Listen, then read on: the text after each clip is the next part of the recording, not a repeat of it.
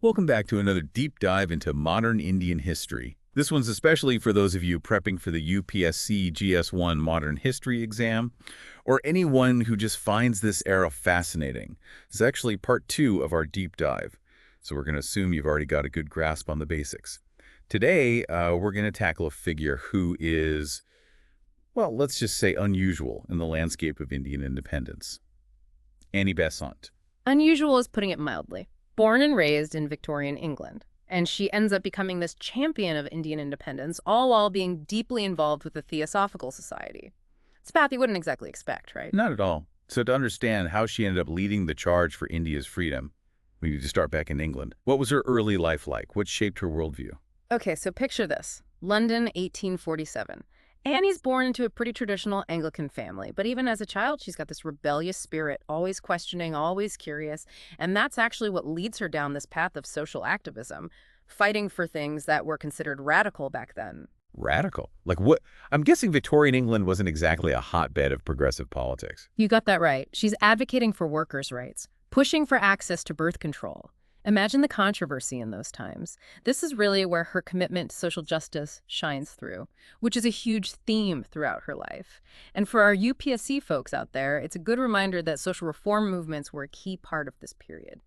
Definitely something to keep in mind for those exams. Okay, so she's this firebrand activist in Victorian England. Yeah. But how does she go from there to the Theosophical Society? Well, her activism stems from this deep-seated belief in equality and justice, right?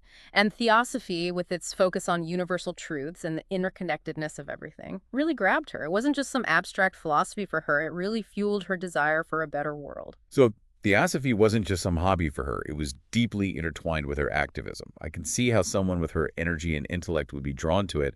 Did she just kind of dip her toes in, or did she really dive in? Oh, she dove in headfirst. Joins the Theosophical Society in 1889. And no surprise, she rises through the ranks rapidly. She becomes this powerful spokesperson for the movement, traveling the world, giving lectures. But it's her connection with India that takes things to a whole new level. India. Yeah. Okay, this is where it gets really interesting. How does she end up there? Well, Besant becomes president of the Theosophical Society in 1907. Now, under her leadership, the society expands globally. And she travels extensively, including to India, and it's there that she finds this profound connection. I bet. India in the early 20th century. A place teeming with spiritual traditions and, of course, wrestling with British rule. Yeah. It must have been quite an experience for someone like her. Exactly. And she doesn't just observe, she gets deeply involved. She revives and popularizes Theosophy in India, connecting with the people, understanding their struggles. And this is where her advocacy for Indian independence really takes off. She's not just a visitor, she becomes an integral part of the movement. Wow, so she's not just giving lectures on spirituality anymore. She's on the front lines of the fight for freedom. I can see why her story is so relevant for our UPSC listeners. Absolutely. And here's a fact that'll help you with those exams. She even served as president of the Indian National Congress. Just imagine that, a British woman leading a movement for Indian independence. It's a testament to how deeply she believed in India's potential. Okay, I'm starting to see why she's such a complex and fascinating figure.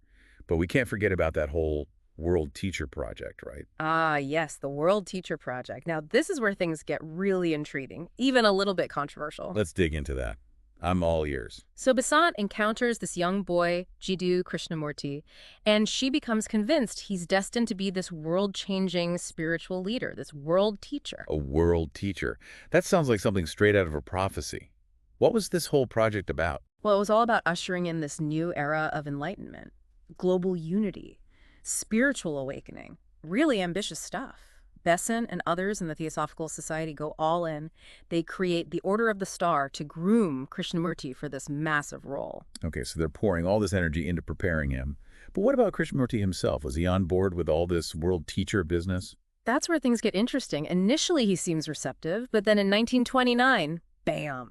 He dissolves the Order of the Star, publicly rejects the whole world teacher idea. Wow, talk about a plot twist. Yeah. What was his reasoning for such a dramatic rejection? He believed that true enlightenment comes from within, from individual self-discovery, not from following some external authority figure. He basically said, don't follow me, find your own path.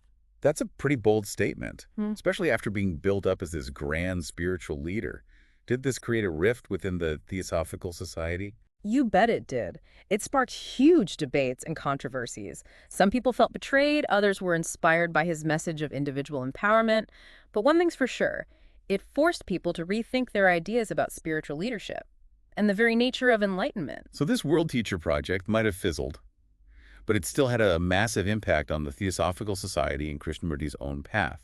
It's almost like a turning point in their story, wouldn't you say? Absolutely. But let's remember, this is just one chapter in Annie Besant's life. She's a social reformer, a feminist, a leader within the Theosophical Society. She's not defined by any single event, no matter how dramatic. Right. It's easy to get caught up in the World Teacher saga.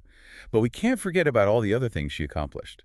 Fighting for workers' rights back in the late 19th century. That's not something to gloss over. Exactly. And her unwavering support for Indian independence, she truly believed in India and its people. She saw their potential, their strength, and dedicated herself to their cause. For those prepping for the UPSC, that's a key point to remember. Her work in India goes beyond just the Theosophical Society. She's deeply intertwined with the independence movement. It's amazing how she managed to bridge so many different worlds. Social activism, spiritual exploration, political engagement. It's not every day you find someone who can move so seamlessly between such diverse spheres. It really speaks to her breadth of knowledge, her passion, and her ability to connect with people from all walks of life. She truly believed in the power of unity and the interconnectedness of all things, which is, of course, a core principle of Theosophy. Now, what about the Theosophical Society itself? Did it fade away after Besant's death? Not at all. She passed away in 1933.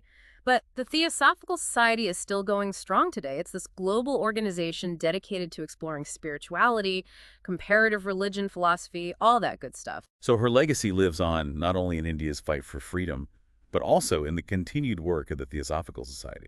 It's quite a legacy. But before we get ahead of ourselves, let's talk about Krishnamurti. What happened to him after he walked away from the world teacher role? Well, he went on to become a really influential spiritual teacher in his own right, traveling the world, sharing his unique insights on self-discovery and consciousness. His story is fascinating, but that's a deep dive for another day. A deep dive I'm definitely looking forward to. Mm. But for now, let's bring it back to Annie Besant. We've covered a lot of ground, from her rebellious youth in England to her leadership in the Indian independence movement. What stands out to you as the most remarkable aspect of her life? For me, it's her unwavering dedication to truth and justice. No matter the personal cost, she never backed down from a challenge. Think about it. She stood up for women's rights in Victorian England and then championed Indian independence during colonial rule. Talk about courage. You know, thinking about it, Besant's life is like a textbook example of themes you'll find in your UPSC GS1 Modern History prep. Right, we've got Theosophy's influence in India, the Home Rule movement, her tireless advocacy for self-governance. It all ties directly into that bigger picture of India's fight for independence. Exactly. And for our listeners, getting ready for those exams, understanding why she did what she did, how her actions rippled outward, that's what'll give you an edge. It's not just about memorizing dates, it's about grasping the nuance of this era. And for any students out there who might be thinking, okay, cool story, but what's in it for me? Well, Besant's life is proof that you don't have to be born in a place to fight for its justice. Think about it. A British woman finding her purpose in India, connecting with the people, embracing their hopes. It shows that shared values can bridge cultures. Plus, it's just a great story. It really is. She reminds us that making a difference doesn't have to be loud or flashy. It can be about deep conviction, even when it's unpopular. Just like she did, standing up for what she believed in, no matter the odds. Well said. Her legacy is this beacon of hope, a reminder that even one person can push for a more just world. Big thanks to all of you for joining us on this deep dive into Annie Besant's incredible life. We hope you walked away with some new insights. Until next time, keep exploring, keep learning, and never stop questioning the world around you. And remember, as Annie Besant herself once said, the best way to find yourself is to lose yourself in the service of others. Powerful words to live by. See you on our next deep dive.